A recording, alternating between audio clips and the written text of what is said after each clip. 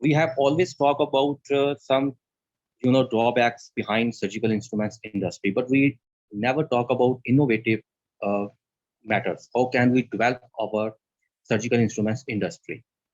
I will talk on some those issues which I personally feel when I started my business of surgical instrument export. मैं समझता हूँ कि हमारे surgical instruments की जो पीछे रहने की वजूहात हैं, उनमें जो सबसे मेन वजह है, वो सर्जिकल इंस्ट्रूमेंट्स की इनोवेशन का बिल्कुल ना होना।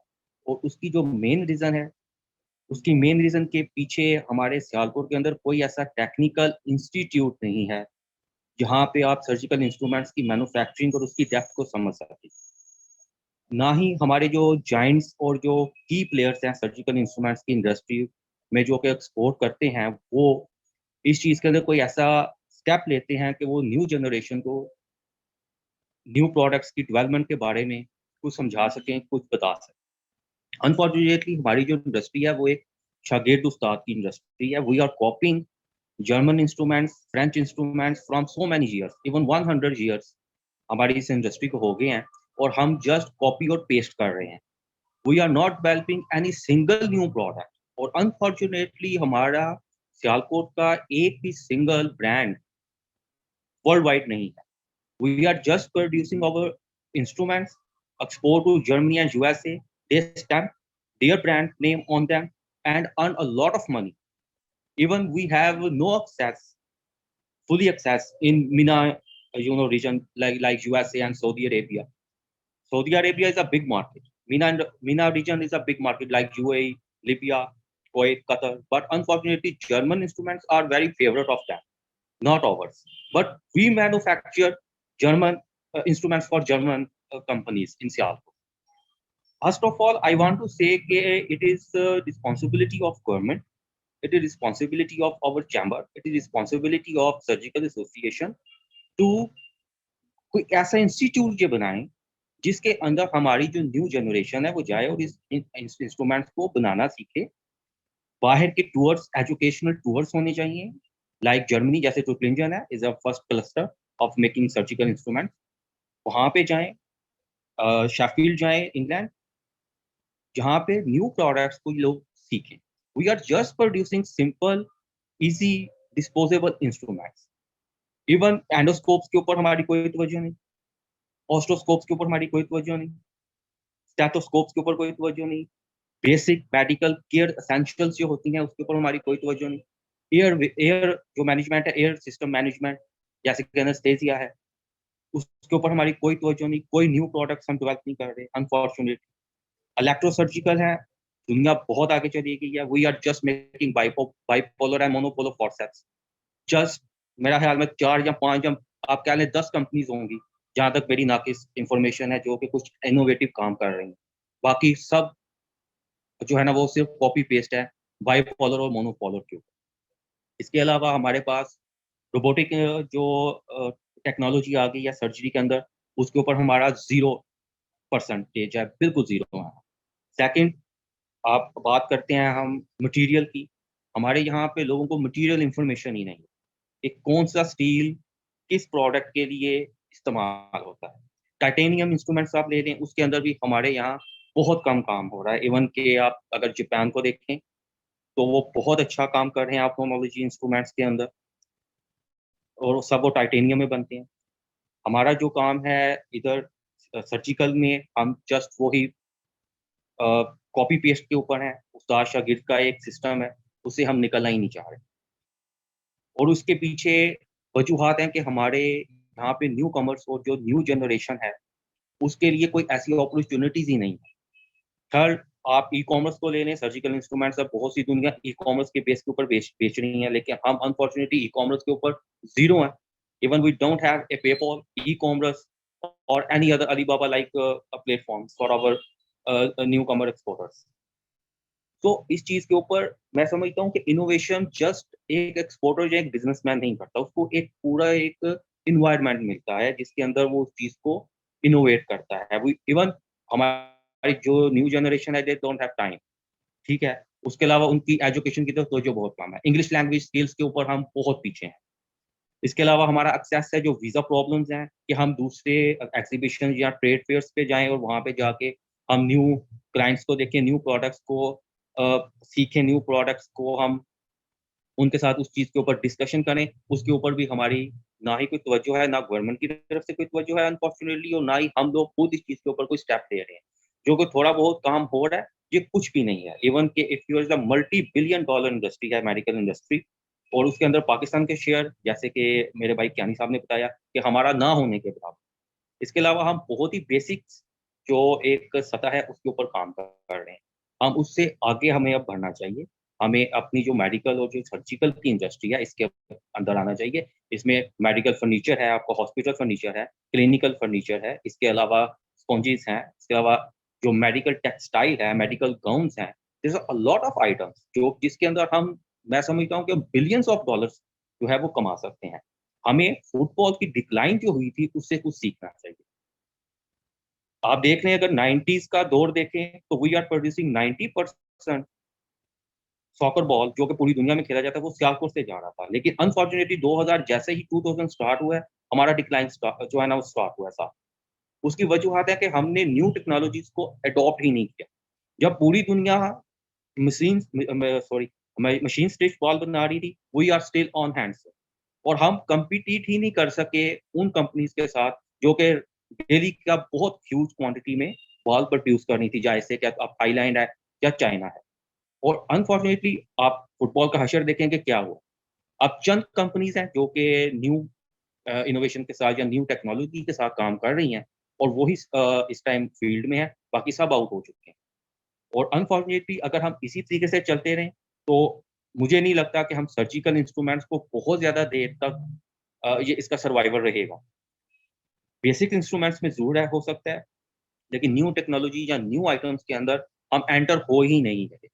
और हमें इस तरफ आई थिंक कि बहुत ज़्यादा तवज्जो देने की ज़रूरत है। जैसे कि हमारा एक आज के समिट का जो एक टॉपिक है इनोवेशन, तो हमें चाहिए कि इसके ऊपर हमारी चैम्बर को, हमारी सर्जिकल एसोसिएशन को, हमारी गवर्नमेंट को और हमारी जो टेक्निकल इंस्टीट्यूट्स हैं, उनको इस चीज़ के ऊपर तवज्जो देनी चाहिए। कुछ कोर्सेज़ ऐसे डेवलप करने चाहिए, कुछ ट्रेनिंग कोर्सेज़ होने चाहिए, कुछ ट्रेनिंग के इस तरह के जैसे कि लेदर डेवलपमेंट का एक इंस्टीट्यूट बना हुआ है। ऐसे सर्जिकल इंस्ट्रूमेंट्स की मैन्युफैक्चरिंग और इसकी डेप्थ को समझने के लिए इंस्टीट्यूट होना चाहिए, जहाँ पे बेसिक्स को बेसिक से लेके एडवांस लेवल तक की जो भी टेक्नोलॉजी है उसको पढ़ाया जाए। और जो उसमें से अच्छे स्टूडेंट्स हों या जो उसमें से अच्छा काम करना चाहते हों, उनको जर्मनी और इंग्लैंड के एजुकेशनल टूर्स के ऊपर भेजना चाहिए, ताकि वो उन न्यू आइटम्स को देख के आएँ। अब लैप्रोस्कोपी इंस्ट्रूमेंट्स हैं, वी आर सो बैड, हम सिर्फ उसमें ग्रास्पिंग और फॉरसेप्स और सीज़र्स बना रहे हैं। लेकिन उसके अंदर जो एक टेक्नोलॉजी है, जो कि जैसे कि अब सर्जिकल के जनरेटर्स हैं, हम वो प्रोड्यूस नहीं कर रहे। उसके अंदर हम बहुत पीछे हैं। केबल्स हैं, उसके अंदर हम बहुत पीछे हैं।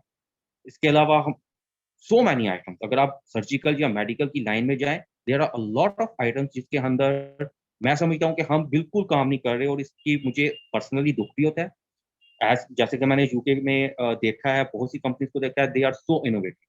हर एग्ज़ीबिशन के ऊपर उनकी कोई ना कोई न्यू प्रोडक्ट जो कि उन्होंने डेवलप की होती है, वो उनके सामने आती है। हमारे यहाँ पे एक्सपोर्टर्स का सर्जन्स के साथ एक्सेस बिल्कुल नहीं है, कि इसके अलावा सर्जन्स का मैन्युफैक्चरर्स के साथ बिल्कुल नहीं है। न्यू आइटम्स की इनोवेशन सिर्फ़ एक एक्सपोर्टर या एक बिज़नेसमैन का ही काम नहीं। उसके अंदर सर्जन्स, उसके अंदर मेडिकल से रिलेटेड लोग, उसके अंदर गवर्नमेंट के लोग, उसके अंदर टेक्निकल इंस्टीट्यूट्स, ये सब शामिल हो जाते हैं। इवन हमारा एक सिंगल ब्रांड नहीं है। हम 110, 125 साल से सर्जिकल इंस्ट्रूमेंट्स बना रहे हैं, और अनफॉर्चुनेटली वो don't have a single brand, world wide brand जो कि कहा जाए कि प्राउडली कि ये हमारा ब्रांड है। ठीक है? लेकिन सर्जिकल बना हम रहे हैं, और उसका फ़ायदा दूसरे लोग उठा रहे हैं। आप जर्मन कंपनीज़ हैं, they have ventures in Sialkot, but we are just making instruments for them. Actual जो बेनिफिट है वो कंपनीज़ ले रही हैं। वो एस्क्लैप है, केएलएस मार्टिन है, मेडिकोन है, ये सब सियालकोट से लेते हैं। सम ऑफ देम सब प्रोडक्ट्स वो चाइना लेते हैं। लेकिन अनफॉर्चुनेटली जो उसका असल बेनिफिट है, वो सारा का सारा जर्मन कंपनीज़ या इंग्लिश कंपनीज़ या यूएसए ले रहा है।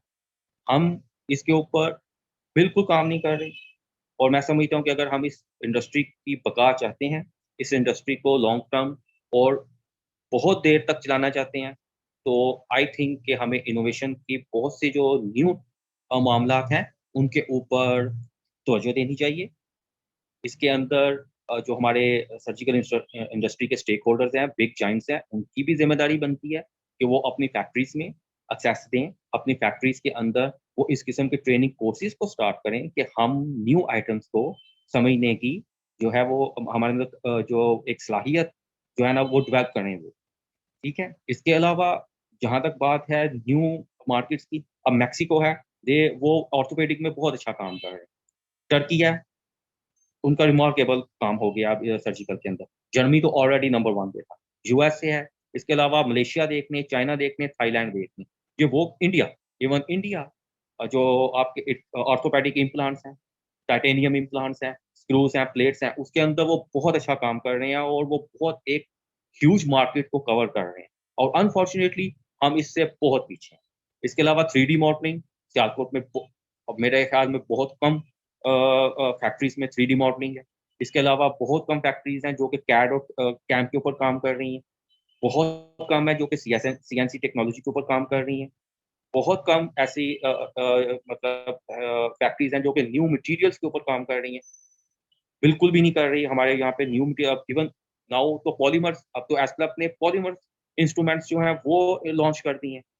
Single use which can be easily recyclable और इको फ्रेंडली हैं और unfortunately we are not have you know we are not taking a small step towards these all things। हम वही जो एक 1940 या 1950 में जो एक कैंची बनती थी, सीजर बनती थी, फोर्सेप बनती थी, जिस तरीके से बनती थी, वही एक उस्ताद है, वो आगे वही शागिर्द है, वो आगे से एक generation pass to pass knowledge हो रहा है। इसके अलावा कोई न्यू आइटम अनफॉर्चुनेटली हम ऐड ही नहीं कर रहे। तो हमें इनोवेशन की तरफ तवज्जो करनी चाहिए क्योंकि ज़माना इनोवेशन का है। हमें ई-कॉमर्स की तरफ तवज्जो करनी चाहिए, ये सबसे एक की प्लेयर है। अगर हम अपनी एक्सपोर्ट को बढ़ाना चाहते हैं, हमें हमारी गवर्नमेंट को इस चीज़ के ऊपर स्ट्रिक्टली स्टेप लेना चाहिए, सॉफ्ट स्टेप लेना चाहिए सो दैट कि हम जो है वो ई-कॉमर्स के ऊपर अपनी प्रोडक्ट्स को वर्ल्ड वाइड सेल कर सकें क्योंकि बहुत से ऐसे एक्सपोर्टर्स आते हैं जो कि इतना कैपिटल नहीं रखते और अनफॉर्चुनेटली वो टूर्स भी नहीं लगा सकते, उनको वीज़ा इश्यूज़ भी होते हैं, वो जा नहीं सकते। इंटरनेट एक्सेस होना चाहिए हर बंदे के पास। तो इनोवेशन के लिए हमें इन सब स्टेप्स के ऊपर बहुत ज़्यादा तवज्जो करने की ज़रूरत है। इसी तरीके से आप अगर स्पोर्ट्स मार्केट में आ जाएँ, तो स्पोर्ट्स के अंदर आप अगर क्रिकेट बॉल को लेके देख लें, एक छोटी-सी आइटम है क्रिकेट बॉल। कूकाबोरा स्मार्ट बॉल जो है वो अब ला रहा है और हम वही एक पुराना बॉल और उसके अंदर भी हम क्वालिटी नहीं दे रहे and we are kick out हो रहे हैं इस इंडस्ट्री से भी। तो इन सब चीज़ों के अंदर सिर्फ मैं समझता हूँ कि इसके अंदर सिर्फ गवर्नमेंट का भी कसूर नहीं, हमारे बिज़नेसमैन का भी कसूर है। इसके अलावा जो इंट्रा मार्केट एक कॉम्पिटिशन है, उससे अवॉइड करना चाहिए। उससे बहुत सी चीज़ों की जो कॉम्प्लिकेशंस हैं वो पैदा होती हैं। इंट्रा मार्केट कॉम्पिटिशन बिल्कुल नहीं होना चाहिए। इससे जो एक प्राइस है या जो एक मटीरियल या एक जो प्रोडक्ट की जो एक क्रेडिबिलिटी है, उसके ऊपर इफ़ेक्ट आता है। यहाँ पे लोग कस्टमर को, क्लाइंट्स को तोड़ने के लिए अपनी प्रोडक्ट को कम रेट के ऊपर बनाने के लिए मटीरियल की तरफ तवज्जो नहीं करते, उसकी डायमेंशंस की तरफ तवज्जो नहीं करते। So there are a lot of problems और जहाँ तक बात है इनोवेशन की, इनोवेशन के लिए हम सबको आगे आना चाहिए, न्यू प्रोडक्ट्स को सीखना चाहिए, इंटरनेट पे सर्च करनी चाहिए। उनके लिए ऐसा प्लेटफ़ॉर्म होना चाहिए जहाँ पे उनकी सैंपलिंग हो, उनकी सैंपल्स बने। वो सैंपल्स जो है वो अ, जो ऑलरेडी इसमें एक्सपर्ट्स हैं, वो उनको चेक करें और उन प्रोडक्ट्स की एक मार्केटिंग होनी चाहिए। अनफॉर्चुनेटली हमारे यहाँ पे ना ही मार्केटिंग है, ना ब्रांडिंग है, ना इनोवेशन है, ना हम कुछ सीखना चाहते हैं और जो इस चीज़ को सीख रहे हैं वो आगे इसको पास नहीं करना चाहते, वो आगे किसी को सिखाना ही नहीं चाहते, ठीक है ना? वो एक जो है ना बस अपने तक एक सर्कल के अंदर इसको रखना चाहते हैं। आप पूरी सियालकोट की जिस मर्ज़ी फैक्ट्री में जाएँ, वहाँ पे कोई इनोवेशन का और रिसर्च एंड डेवलपमेंट के ऊपर कोई इतना ख़ास काम नहीं हो रहा। बल्कि 90% काम हो ही नहीं रहा, किसी फैक्ट्री में नहीं हो रहा। जो 10% कर रहे हैं, वो उन्होंने अपनी रिसर्च और डेवलपमेंट को अपने तक रखा हुआ है। वो उसको आगे आप वो बताते ही नहीं हैं, कि जी हमने ये चीज़ डेवलप की है या ये एक प्रोडक्ट हमने न्यू बनाई है। सो एज ए इस इंडस्ट्री से चूंकि मेरा ताल्लुक है, तो मैं इसे समझता हूँ, एक इसका दर्द भी रखता हूँ कि हमारे जो एक न्यू आने वाली जनरेशन है, हमने तो चले अपने बड़ों से कुछ सीख लिया, लेकिन जो आने वाली जनरेशन है, इनके लिए बहुत मुश्किलात हैं। हमारी इस इंडस्ट्री के लिए बहुत सी मुश्किलात हैं, क्योंकि already we have a lot of competitors market में जो हमारे साथ हैं। अगर हमने अपनी प्रोडक्ट्स की तरफ तवज्जो ना की, अगर हमने अपने इनोवेशन की तरफ तवज्जो ना की, हमने अगर अपनी प्राइस की तरफ तवज्जो ना की, प्रोडक्शन की क्वालिटी की तरफ तवज्जो ना की, तो अनफॉर्चुनेटली हम बहुत जल्द इस चीज़ से, जैसे फुटबॉल से किक आउट हो गए हैं, इससे भी हम किक आउट हो जाएँगे और हम सिर्फ़ एक बेसिक्स और डिस्पोजेबल इंस्ट्रूमेंट्स तक रह जाएँगे। इससे आगे हमारे पास कुछ नहीं होगा। तो I think there are lot of products, endoscopes के ऊपर काम होना चाहिए, लिंगोस्कोप्स के ऊपर काम होना चाहिए, इलेक्ट्रो और रोबोटिक सर्जरी के ऊपर काम होना चाहिए, जैसे ज्ञानी साहब ने कहा वेंटिलेटर पे काम होना चाहिए, मेडिकल टेक्सटाइल पे काम होना चाहिए, मेडिकल फर्नीचर जो कि हॉस्पिटल फर्नीचर या क्लिनिकल फर्नीचर है, इसके ऊपर काम होना चाहिए, मेडिकल एसेंशियल्स प्रोडक्ट्स हैं, जैसे कि स्टेथोस्कोप्स हैं, थर्मोमीटर्स हैं, इंफ्रारेड थर्मोमीटर्स हैं, जैसे कि ये कोरोना का इश्यू हुआ, तो इसके ऊपर हमने मिलियंस ऑफ डॉलर्स की चीज़ें इम्पोर्ट की हैं, हालाँकि हम खुद बना सकते हैं और हमें हमारी जो ये इस इंडस्ट्री में, इस सेक्टर में बहुत पोटेंशियल है और गवर्नमेंट से मेरी रिक्वेस्ट है इस प्लेटफ़ॉर्म से कि इसकी तरफ तवज्जो करें। सियालकोट की तमाम इंडस्ट्रीज़ की तरफ गवर्नमेंट की ख़ुसूसी तवज्जो होनी चाहिए। तो I think we will do remarkable progress और इससे ना सिर्फ़ पाकिस्तान को फ़ायदा होगा, बल्कि हमारी जो बेरोज़गार नौजवान हैं, उनको नौकरियाँ मिलेंगी और वो बहुत अच्छा काम करेंगे और पाकिस्तान एक मज़बूत मुल्क बन के इंशाअल्लाह ताला आगे आएगा। Thank you very much.